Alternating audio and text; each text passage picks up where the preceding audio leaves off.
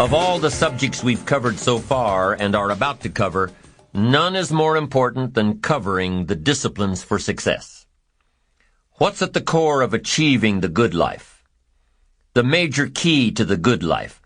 The major key is not in learning how to set goals. It is not in learning how to better manage your time. It is not in mastering the attributes of leadership. Every day in 1,000 different ways, we are trying to improve ourselves by learning how to do things.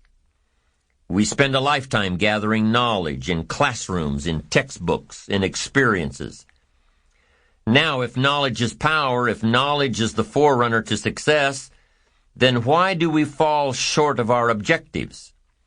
Why, in spite of all our knowledge and in spite of our collective experiences, do we find ourselves aimlessly wandering, settling for a life of existence rather than a life of substance? There may be many answers to this question. Your answers may be different than your associates or your spouses or your friends. While there may be many answers to this question, the fundamental answer is the absence of discipline. Applying all that we know. That's the key word. Discipline, self-discipline. We might add one more word here, consistent. Consistent self-discipline. It doesn't really matter how smart you are or how much you know if you don't use it. It doesn't really matter that you graduated magna cum laude if you're stuck in a low-paying job. It doesn't really matter if you attended every seminar that comes to town if you don't apply what you've learned. Better than knowledge is applied knowledge. And once we've applied our knowledge, we must study the results of that process. Apply our knowledge, study the results. Refine our approach.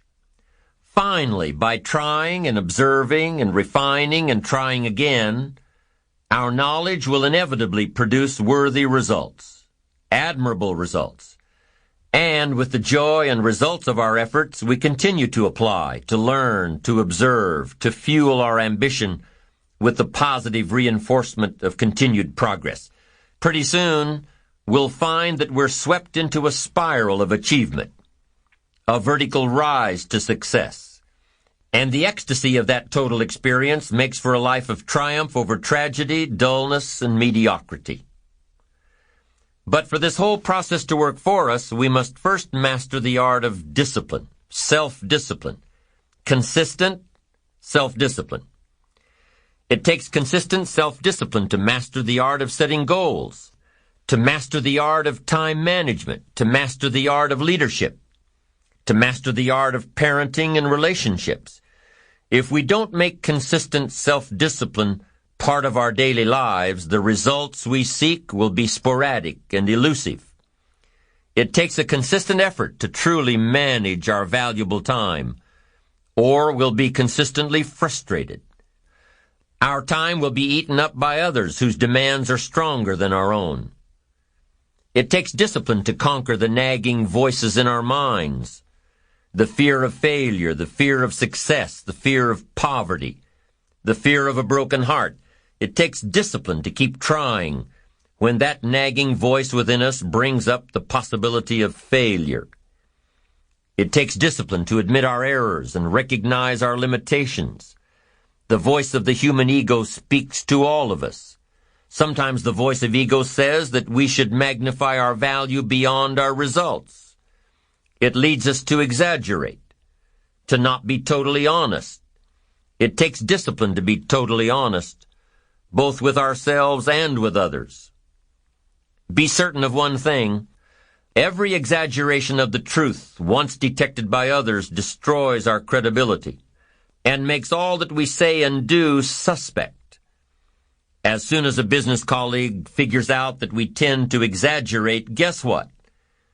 They'll always think we exaggerate, and they'll never quite hold us in the same regard again.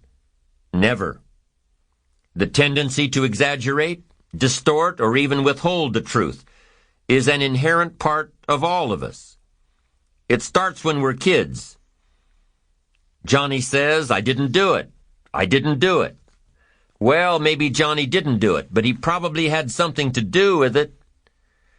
And then it continues when we're adults, exaggerating the benefits of a product to make a sale, exaggerating our net worth to impress old friends, exaggerating how close we are to closing a deal to impress the boss. And only an all-out, disciplined assault can overcome this tendency. It takes discipline to change a habit, because habits are formed a little bit each day, every day, every day. Once habits are formed, they act like a giant cable. They act like a nearly unbreakable instinct that only long-term disciplined activity can change.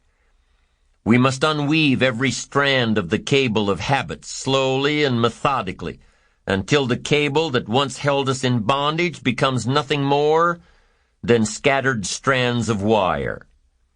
It takes the consistent application of a new discipline, a more desirable one to overcome one which is less desirable. It takes discipline to plan. It takes discipline to execute our plan. It takes discipline to look with full objectivity at the results of our applied plan. And it takes discipline to change either our plan or our method of executing that plan if the results are poor. It takes discipline to be firm when the world throws opinions at our feet. It takes discipline to ponder the value of someone else's opinion when our pride and our arrogance leads us to believe that we are the only ones with the answers. With this consistent discipline applied to every area of our lives, we can discover untold miracles and uncover unique possibilities and opportunities.